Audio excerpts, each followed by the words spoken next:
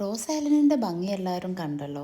അവിടുന്ന് തിരിച്ച് ഞങ്ങൾ ഞങ്ങളുടെ ടൗണിലേക്ക് വന്ന് അവിടുന്ന് ഞങ്ങൾ നേരെ പോയത് കോർബിൻസ്കോ ബീച്ചിലേക്കാട്ടോ. അത് ഞങ്ങൾ നമ്മുടെ റോസ് ഐലൻഡിൻ്റെ അവിടുന്ന് ഓട്ടോയ്ക്കാണ് കോർബിൻസ്കോ ബീച്ചിലേക്ക് എത്തിയത്. ആൻഡമാനിലെ ലാസ്റ്റ് ഡേ ആയിരുന്നു കേട്ടോ. അതുകൊണ്ട് കുറേ നേരം ബീച്ചിലിരുന്ന് കളിച്ചു. അപ്പോൾ ആണ് ഞങ്ങളെ കാണാൻ വേണ്ടി ഞങ്ങളുടെ സുഹൃത്ത് അനു ഫാമിലി അവിടെ എത്തിയത്. ഞങ്ങൾ ആഗ്രയിൽ ഒന്നിച്ചുണ്ടായിരുന്നതായിരുന്നു.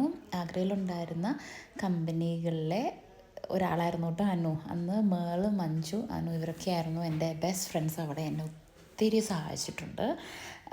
ഇവരിപ്പോൾ ആൻഡമാനിലാണ് പോസ്റ്റ്. നല്ല വീടും നല്ല വ്യൂ ഒക്കെയാണ് വീട്ടിൽ നിന്നുള്ളത്.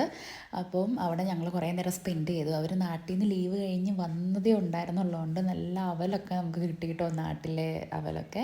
അങ്ങനെ ഞങ്ങൾ അവിടെ നിന്ന് കാപ്പിയൊക്കെ കുടിച്ച് കുറച്ച് നേരം സ്പെൻഡ് ചെയ്ത് അവർ ഞങ്ങളെ ഡ്രോപ്പ് ചെയ്യാമെന്നും പറഞ്ഞ് ഞങ്ങൾ ഇറങ്ങിയതാണ്. കണ്ടോ വീട്ടിൽ നിന്നുള്ള വ്യൂ കണ്ടോ, എന്ത് ഭംഗിയല്ലേ. ആൻഡമാനിൽ പോസ്റ്റിംഗ് അടിപൊളിയല്ലേ. അന്ന് ഞങ്ങൾ തിരിച്ചെത്തി, കിടന്നുറങ്ങി. പിറ്റേ ദിവസം രാവിലെ തന്നെ എയർപോർട്ടിലേക്ക് പോകുന്ന വഴിയായിരുന്നു.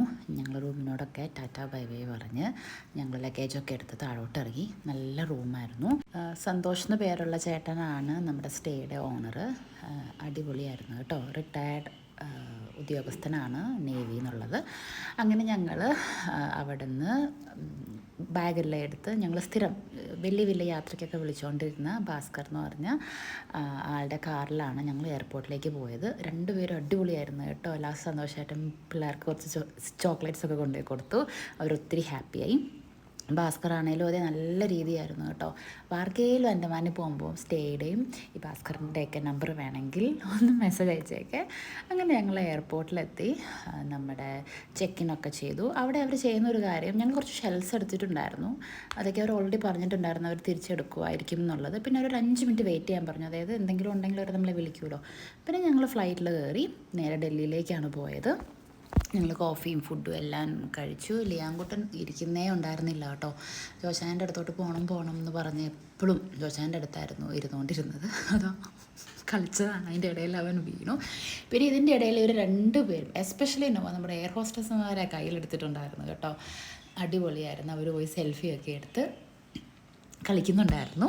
അത് കഴിഞ്ഞ് ഞങ്ങൾ ഡൽഹിയിലെത്തി. അവിടെ അധികം ടൈം ഉണ്ടായിരുന്നില്ല. അതുകൊണ്ട് ഞങ്ങൾ ലോഞ്ചിലൊന്നും കയറിയില്ല.